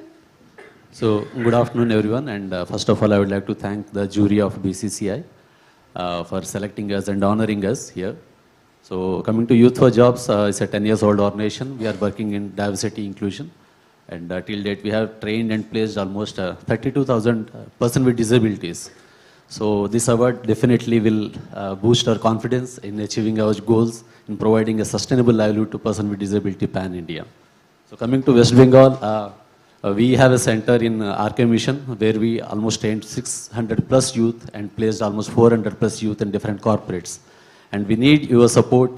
And in this regard, just I want to tell one thing that Subir sir was telling about the enhancing the technology. So we set up a portal, a job platform for person with disabilities. It is an AI-triggered person with disability platform where we invite all the corporates and all the person with disabilities. They can register and they can exchange their jobs and they can start their inclusion journey here. So again, once again, I want to tell you that Meera Shanai, our founder, she always tells that access to person with disability is always gives a boost to their total family. So one job to a person with disability will always lift a person with disabilities total family out of poverty in a sustainable manner. So in this statement, I would like to thank all the jury members and BCCI for organizing this such nice event. Thank you. Thank you and congratulations. Moving on to Anudeep Foundation. Thank you so much. It's an honor to be here, and Anudeep Foundation is, its founders are Mr. Deepak Basu and Radha Basu. Both are based in Silicon Valley, and they've spent most of their lives in making philanthropic organizations worldwide through technology. And now it's led by Monisha Banerjee, our CEO, who mentors more than 100,000 alumni that we have from victims of sex trafficking, women, differently abled persons, women from very below the marginalized families, and we are very, very lucky to be honored with the fellow participants, the fellow winners, and as we always believe that, you know, there are no competitors. For any philanthropy, there are always collaborators. So I believe that henceforth, along with a stage like BCCI, we are going to make more lives impact. Thanks a lot. Thank you. Thank you so much, and congratulations to you once more. CESC Limited. So just a few words about the project that we had applied for. It's called Hamari Awaaz, and it's a project on child rights and child protection in Tiljala area.